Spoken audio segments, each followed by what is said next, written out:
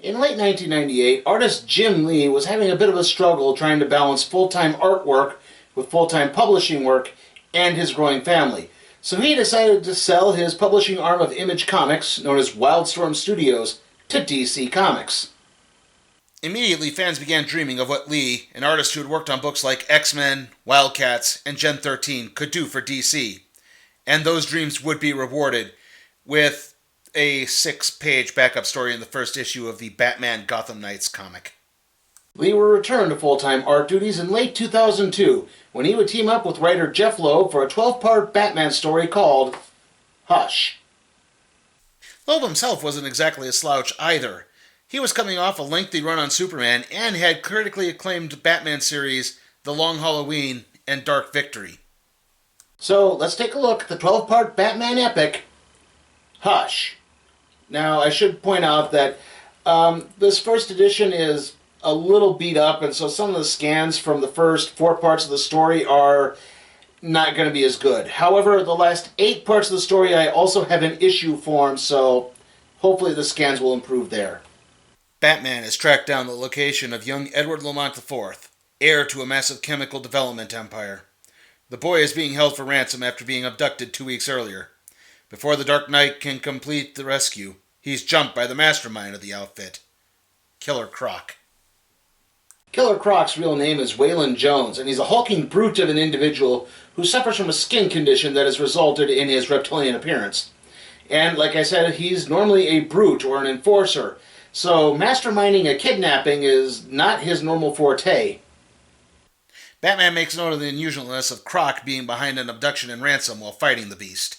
Eventually, Batman manages to take down Croc, and the Gotham City Police Department arrive. However, in all the commotion, someone makes off with the briefcase containing the ransom. Batman notes a familiar-looking feline silhouette leaving the scene with the briefcase. It's Catwoman. Batman is perplexed as he pursues Catwoman. She had recently tried turning away from crime and going straight. His pursuit is suddenly cut short by something severing his zip line.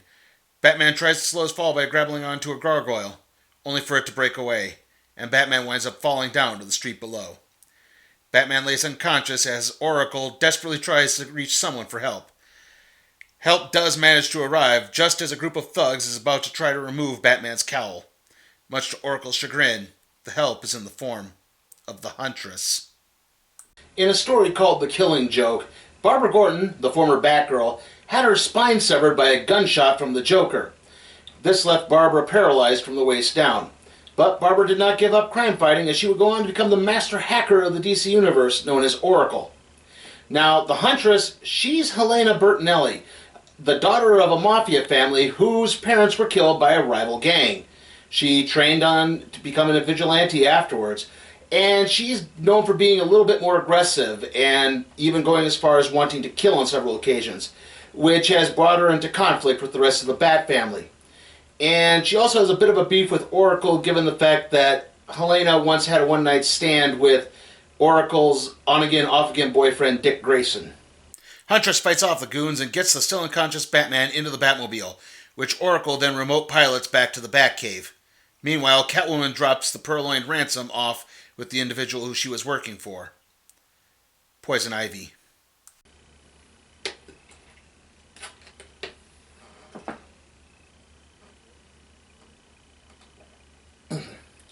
What? Look, if I go into the backstory of every supporting character in this story, we're going to be here all day. Besides, at some point we're also going to tackle another storyline where Poison Ivy features prominently, and we'll be doing a couple Catwoman adventures. I'll save their backstories for then. Alright? Back at the Batcave, Alfred tries patching Bruce up. There's one problem. Bruce has a fractured skull, and that's a little beyond Alfred's training as a field medic. Bruce then struggles to relay a message to Alfred in Morse code. It's a name Alfred hasn't heard in a long time. Tommy Elliott. Barbara has Dick wreck a Porsche in order to make it look like Bruce's injuries were sustained in a car accident. Meanwhile, Alfred calls in Dr. Thomas Elliott, the foremost neurosurgeon in the country, to perform the surgery on Bruce's skull. While Elliott performs the surgery, Bruce begins to remember the time he and Tommy Elliott were kids. The two were the best of friends, often playing a variation of Stratego with pewter figurines. The surgery manages to go off without a hitch. A few weeks later, Batman sets about interrogating Killer Croc, who's really behind the Lamont abduction. He knows it's not Croc. Croc explains that his condition has gotten worse, and the mastermind promised to help reverse it. Croc then manages to break free and easily overpower the still recuperating Batman. Meanwhile, Tommy Elliot visits stately Wayne Manor to check up on Bruce. Alfred informs Tommy that Bruce is off at a party. Tommy walks away a little disappointed. This causes Alfred to flash back to another fateful night. That night, Tommy appeared at Wayne Manor after hearing about his parents being involved in a car accident. At the hospital, Bruce's father, Dr. Thomas Wayne, worked feverishly to save the Elliots. In the end, Tommy's mother was saved, but his father didn't make it. Tommy lashed out at Bruce, driving a wedge between the two boys. Not too long after that, Thomas and Martha Wayne were killed, and, well, you know the rest. Meanwhile, Killer Croc is after Catwoman, who stole his ransom money, and Catwoman is after Poison Ivy for manipulating Selina into stealing the money. It's then that Batman arrives. He points out that they're all being manipulated. Batman, Croc, Catwoman, possibly even Ivy. Croc is having none of it, though, and it falls to Batman and Catwoman to work together and distract Croc long enough for the GCPD to ensnare the brute.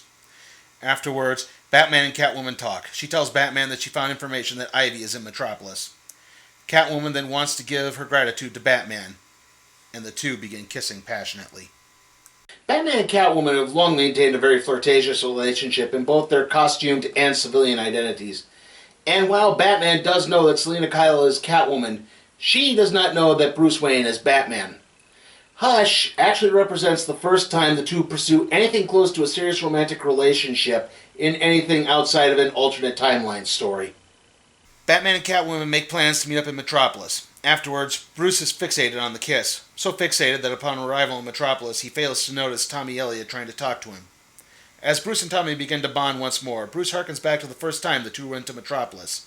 Thomas Wayne was in the town for a medical convention, and he brought the two boys along.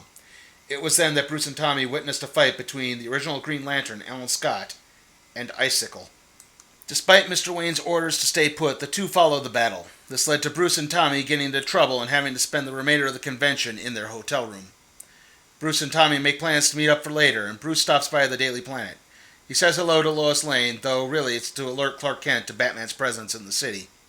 This splurs Clark's investigative instinct, and he goes out on patrol. Batman meets up with Catwoman after managing to track down Poison Ivy's location.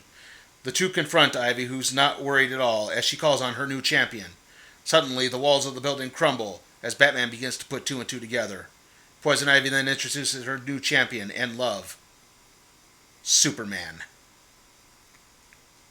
Superman fires a blast of his heat vision, which Batman and Catwoman dodge and dive into the nearby river. The two then make their way into the sewers, where Batman begins making preparations. He sets up a few explosives, and then pulls out a ring made of kryptonite. The kryptonite ring used to belong to Lex Luthor, and he would use it as a means to keep the Man of Steel off of his back. Eventually, Superman would come into possession of the ring and give it to Batman to use if Superman ever went rogue for any reason. You know, like say now. Batman gives some last-minute instructions to Catwoman, who leaves just as Superman arrives. It's then that the Dark Knight and the Man of Steel fight. Batman is able to hold his own, thanks mainly to the kryptonite ring, but eventually Superman begins to gain the upper hand as the two reach the surface. It's then that Batman points upwards. Superman looks to find Catwoman having taken Lois Lane hostage on top of the Daily Planet building. Catwoman then pushes Lois over the edge, and Superman's instincts take over as he saves Lois, and this frees him of Ivy's control. Afterwards, Batman explains that Ivy had used a lipstick laced with synthetic kryptonite on Superman, and that's why she could control him. In case you're wondering, no, Batman did not tell Catwoman Superman's real identity. He just gave the names of 3 people at the Daily Planet that Superman cared about, and naturally, Selina went for the girl. Batman, Superman, and Catwoman managed to then capture Poison Ivy after using Superman's dog Crypto to track her down. A few weeks later, Bruce Wayne attends an opera that is raising funds for Leslie Tompkins' Part Row Clinic. He winds up being seated with Dr. Tompkins, Tommy, and Selina Kyle. Just before the performance begins, Bruce muses to himself about revealing to Selina that he is Batman. It's then that Bruce and Selina notice the performance of Pagliacci is a little off. Pagliaccio is singing about Rice Krispies. This is because there's a much different clown on stage. Harley Quinn.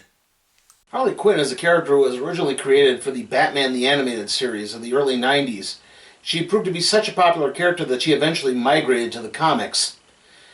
Harley used to be a psychologist, Dr. Harleen Quinzel, and she was once counseling the Joker when she somehow managed to fall in love with him, though he doesn't fully reciprocate.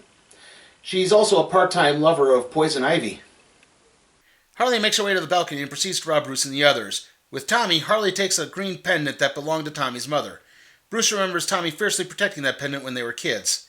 Tommy charges off after Harley, enabling Bruce and Selina to change their costumed identities. Harley shoots one of the curtain-controlling sandbags, which winds up smacking Batman's surgically repaired skull. Catwoman then enters the fray but gets shot in the shoulder. Harley takes off through the back door with Tommy in pursuit. Batman goes off after the two of them. He loses sight of Tommy when suddenly a gunshot rings out.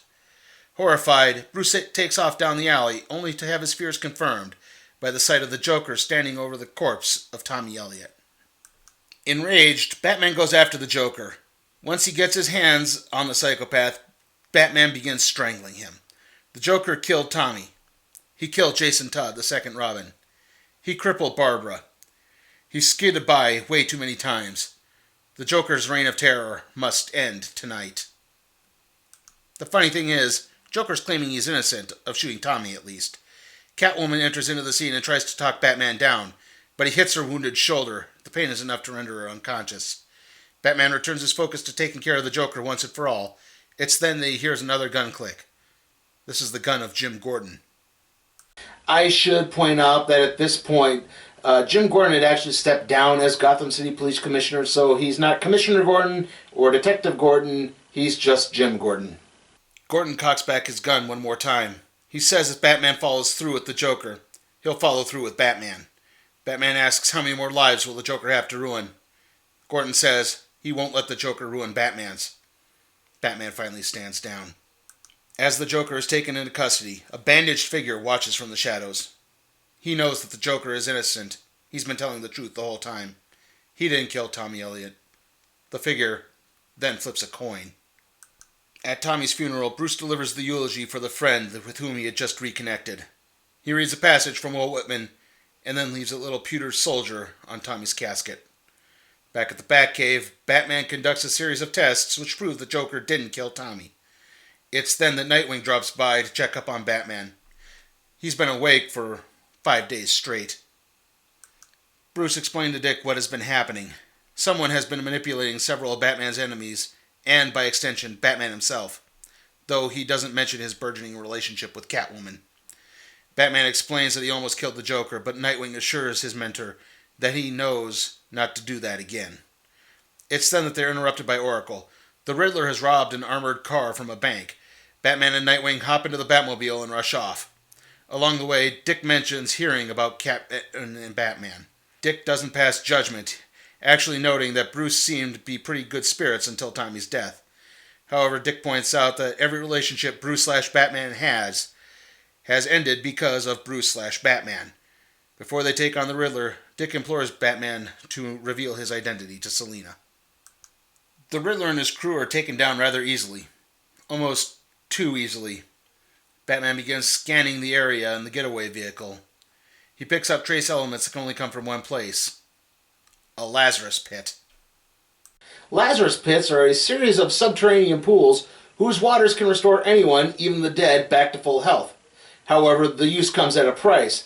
Anyone who goes into a Lazarus Pit will wind up suffering a brief bout of insanity as their injuries heal. Most Lazarus Pits have fallen under the control of Ra's al Ghul, which is why the eco-terrorist has survived for centuries. There's only one he doesn't control, and it's located in the Batcave. Before investigating Ra's al Ghul any further, Batman sets up a meeting with Catwoman. He reveals that he's known her identity for some time, and now it's time that she knows his. He removes his cowl, revealing Bruce Wayne. Meanwhile, the Joker is visited at Arkham Asylum by the bandaged figure. He knows the Joker is innocent and will represent him at a preliminary hearing. Joker recognizes the man's voice behind the bandages. It's Two-Face. However, Two-Face removes his bandages, revealing that the scars are gone. Now, there is only Harvey Dent. Okay, I need to explain a little bit of what was going on at the DC Universe at the time. See, during Jeff Loeb's run as Superman, Lex Luthor got elected President of the United States.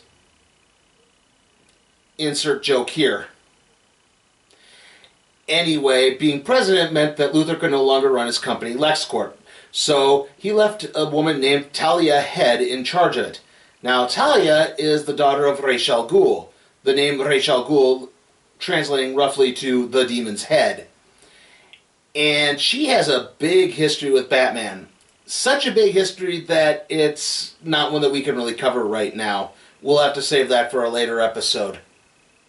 Batman journeys to Metropolis and makes his way onto the LexCorp jet. He takes Talia hostage in an attempt to get Ra's attention. Talia tries to explain that she and her father aren't exactly on speaking terms, but Batman says that doesn't matter. Ra's is still her father. Batman leaves Talia with Catwoman and returns to the Batcave. Upon arrival, he finds a sword sticking out of the Batcomputer. It's a message from Ra's. Batman journeys to the African desert where Ra's al Ghul is waiting for him.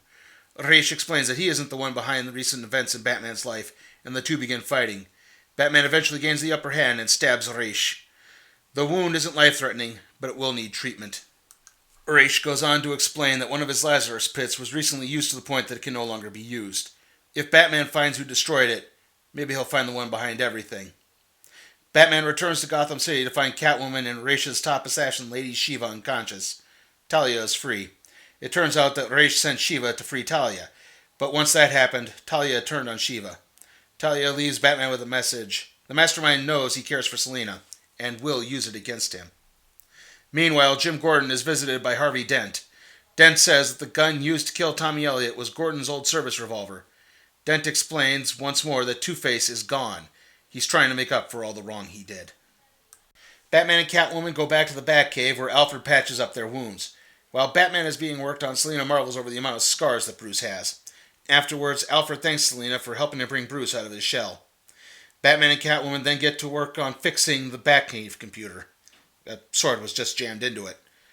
Where Batman starts trying to explain that everything seems to be set up for something. Their conversation is interrupted when Catwoman notices they're being watched by Tim Drake, a.k.a. Robin.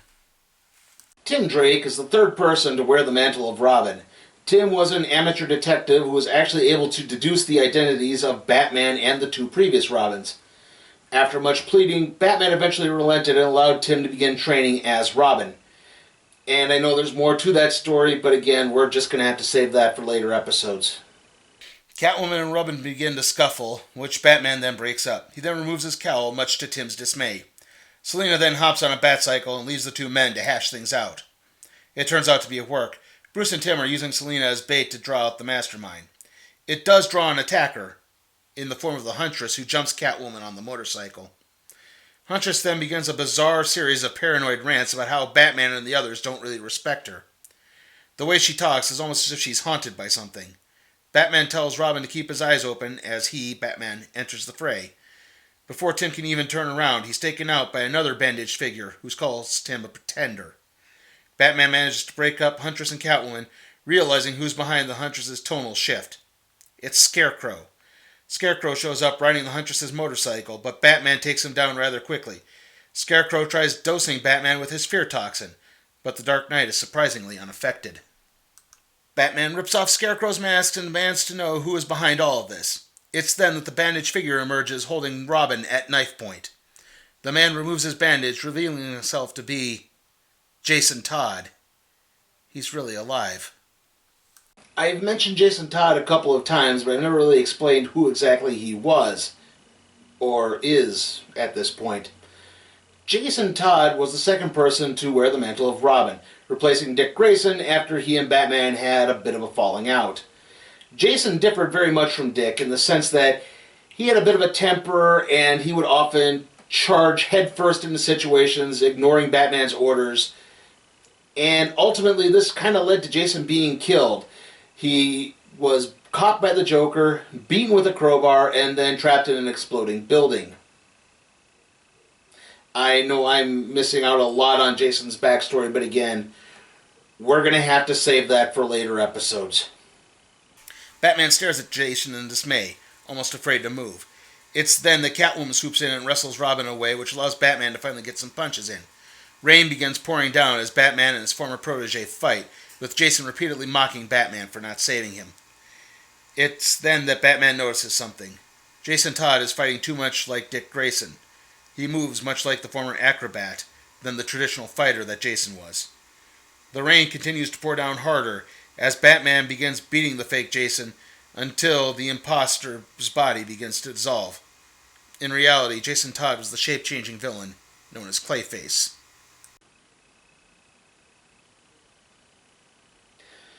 Again, guys, later. Batman then goes to visit Oracle, who has found something. She asks why Batman thought of Tommy Elliot after suffering the fall. When Batman responds with why, Oracle shows him something she noticed during a diagnostic scan of the Bat computer. Batman is stunned by what appears. This leads Batman to seek out Harold Allnut.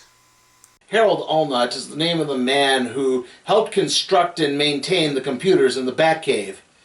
Up until recently, he was depicted as a mute, deformed hunchback. However, Batman is stunned when Harold appears to be healed and able to speak. Harold tries to explain that he was blackmailed into working on the computer, but before he can name his blackmailer, Harold is shot through the head and dies. It's time for Batman to finally face the one behind all of this. The mastermind begins quoting Aristotle as he and Batman fight. The two's fight leads all the way to the Gotham Bridge. It's there that Batman notices the man is in possession of the pendant that belonged to Tommy Elliott's mother. The bandaged man smirks as he points out the two are on the bridge where the Elliott's car crashed. The man reveals himself to be Thomas Elliott. His reasons for going after Bruce Wayne. Bruce's father saved Tommy's mother, and Tommy had severed the brake lines on the car trying to kill both his parents, and thus claim the family fortune for his own. Tommy then sets off a small bomb near Batman, leaving the Dark Knight disoriented. It's then that Harvey Dent and Jim Gordon appear. Dent shoots Tommy twice, who then falls over the edge of the bridge. Batman dives after Tommy, but the body disappears. Batman and Gordon question Dent. Harvey explains that he is the one who shot Tommy in the alleyway behind the Opera House. Except that wasn't Tommy. It was just Clayface in disguise. The Gotham police drag the river for weeks, but turn up no body. Meanwhile, Batman talks with Superman and gives the outline of Tommy Elliott's plan. Tommy had met up with someone and began formulating the plan over a year ago. He performed the corrective surgery on Dent and Harold. This made Harold place a special relay in the Bat computer, and the relay caused the subliminal image of Tommy Elliott to appear several times whenever Batman used the computer. When Bruce Wayne fractured his skull, Dr. Elliott performed the operation. It was then that a GPS chip was placed inside Bruce's skull, which Superman removes with his X-ray/heat vision. The last question remains: who told Tommy Elliott that Bruce Wayne was Batman? Perusal of Dr. Elliott's records turned up a name: Arthur Wynne, a man with terminal cancer. Arthur Wynne is the name of the inventor of the crossword puzzle. That leads back to the armored car robbery. You know, that armored car robbery that was just a little too routine? The one where trace elements of the Lazarus Pit were found? Elliott's accomplice is the Riddler. Batman visits the Riddler in Arkham Asylum. Riddler confesses the whole thing. He had been diagnosed with terminal cancer and visited Dr. Elliott. It was then that the Riddler remembered the Lazarus Pit. In his pit-induced insanity, Riddler was able to piece together Batman's identity. He returned to Elliott with that information, and the two went on from there, bringing in Croc, Ivy, Joker, Dent, and Scarecrow. Elliott took on the identity of Hush, as Scarecrow was inspired by the song Hush, Little Baby. Elliott failed to understand that the song is actually about a petulant child. However, only Riddler and Hush actually knew Batman's identity. Many fans took the revelation of the Riddler being the mastermind behind a lot of this story as a bit of an anticlimax, always viewing him as kind of a cheap knockoff of the Joker. However, Jeff Loeb actually had an affinity for the character, often pointing out that Riddler was more of a planner, whereas Joker was more of a smash-and-grab type. The Riddler is able to actually strategize and perfectly execute many of his crimes. The problem is he has this narcissistic flaw where he has to gloat about it via his riddles, which obviously allow him to be captured most of the time by Batman. Riddler sits there smugly, pointing out that his knowledge of Batman's identity raises his threat level to the Dark Knight. Batman slugs Riddler and points out two things. One, the Riddler isn't going to reveal Batman's identity.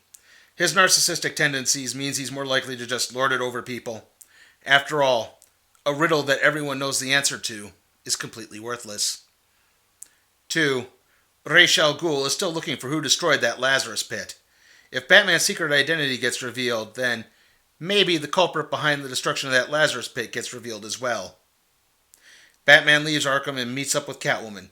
It turns out that everything that has happened has left him unsure about their relationship.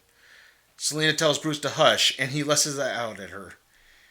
Selina says that she is sure of her feelings, and once Bruce is too, she'll be there. Catwoman then leaves Batman alone, once again. And so that concludes Batman Hush. How was it? Yeah, it holds up pretty well, actually. Loeb's writing really complements Jim Lee's artwork. The major criticism with Jim Lee's artwork is a lot of times it's very kind of stiff. Characters just look like they're posing rather than actually doing something. But the way Loeb writes it, he's able to, I think, help describe the panels in such a way that Jim Lee's characters actually look like they're doing something and not just posing. For an example of how Lee's artwork can be used to a detriment, one need only look further than the 12-issue Superman story arc that followed Hush.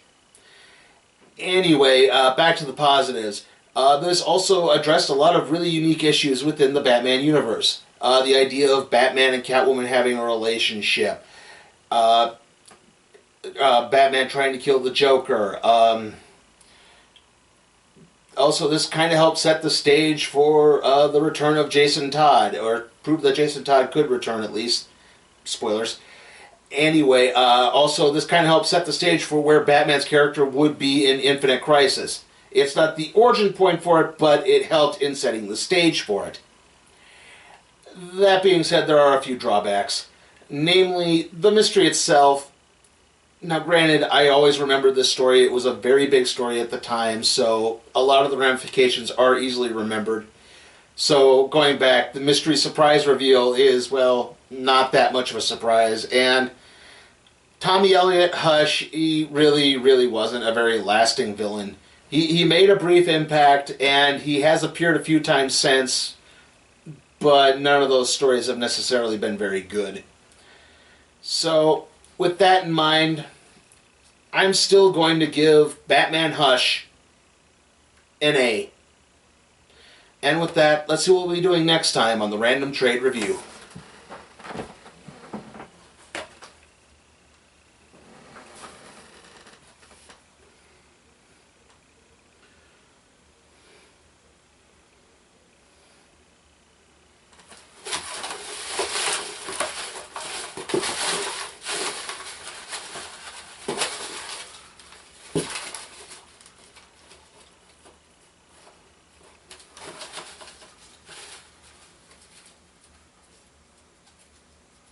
I've got two here.